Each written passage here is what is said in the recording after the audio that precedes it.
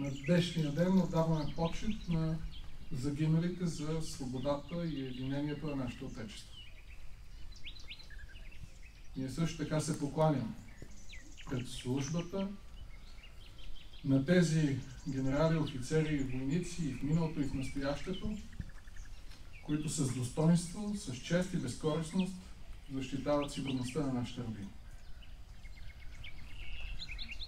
На това свещено място са погребани над 70 български офицери, подофицери и войници.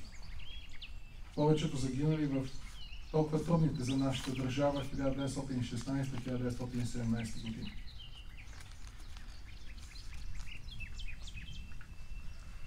Те са най-добрият пример на саможертва, на себеотрицанието, на готовността да загинеш за идея. И, скъпи деца, благодаря ви, че сте тук и имам една молба към вас. Да отнесете с вас не толкова самото място, не тишината, не церемонията, не паметника, не имената, не датите, а мисълта, че това е част от нашата българска памет.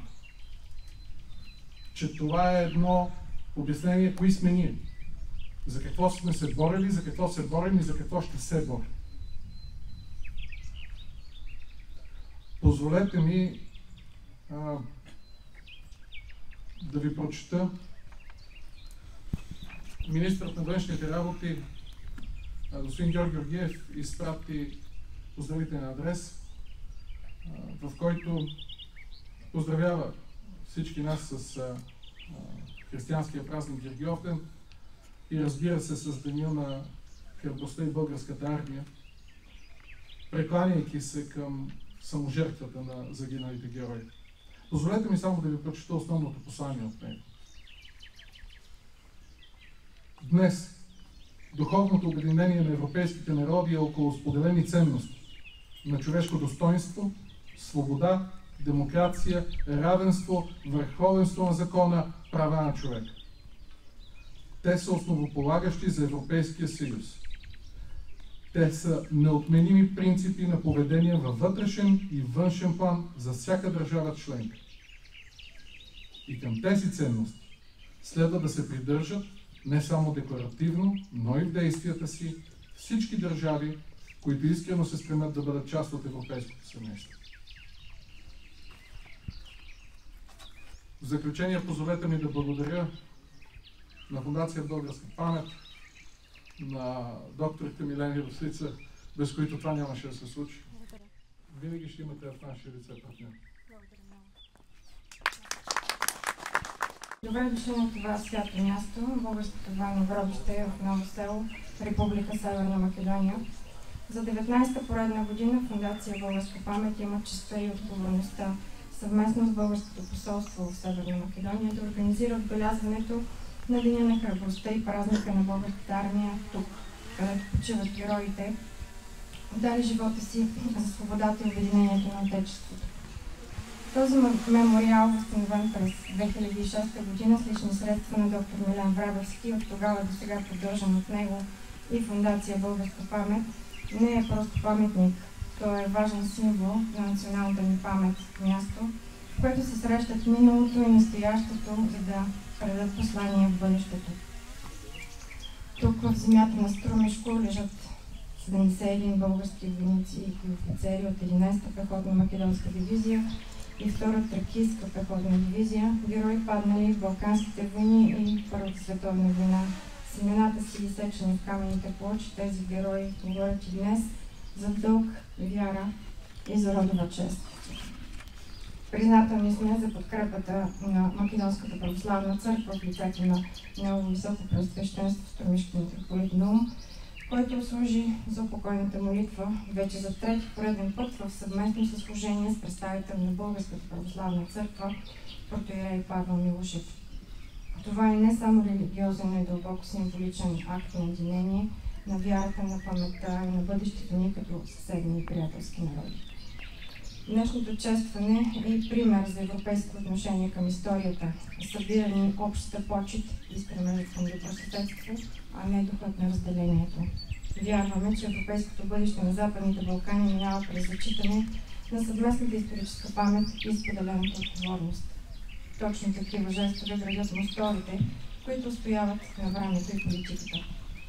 Тук на българското военно гробище край Ново село. Смятам, че традицията, която Фондация Българска памет и доктор Милен Врабевски започнаха с отбелязването на това място на Деня на храбростта, е най-добрият пример за добросъседство, приятелство и памет към общото ни минало. Нашите предци отдали живота си за отечеството ни, заслужават да бъде почетено тяхното геройство, но и в същото време да потвърдим, че войната не е решение в нашия ни. Мирът, братството и европейската интеграция, свързана с просперитета на всеки един, независимо от коя страна на сегашната граница се намира, са добродетелите, които трябва да пазим и гарантираме. Трябва да пазим и предаваме обективно историята, без омраза, без изопачаване, с човешка признателност и ясно съзнание за истината и отговорност за бъдещето. Благодаря на Фондация Българска памет и на доктор Милен Врабевски за това, че с постоянство и отдаденост поддържат живи тези места на памет и спомен за хората, които са проявили храброст и себеотдаване за отечеството, които не търпят чуждоиго и направиха всичко, за да се освободят. Желая от сърце членството на Република Северна Македония в Европейския съюз да стане реалност най-скоро, преодолявайки всички спирачки от комунистическото минало. Поздравявам ви по случай 6 май, Деня на храбростта и празника на Българската армия. Поклон. Доктор Андрей Ковачев. Драги, скъпи братя и сестри, искам само да ви пожелая добре дошли на всичките и да се чувствате като дома. Отче, всичко се разделя, всичко се дели и отслабва. Какво ще спаси света и какво ще донесе доброто? Той казва, всичко, което се дели, на две отслабва и става по-слабо, но пък е на две части. Единственото, което се дели и се умножава, това е любовта. Затова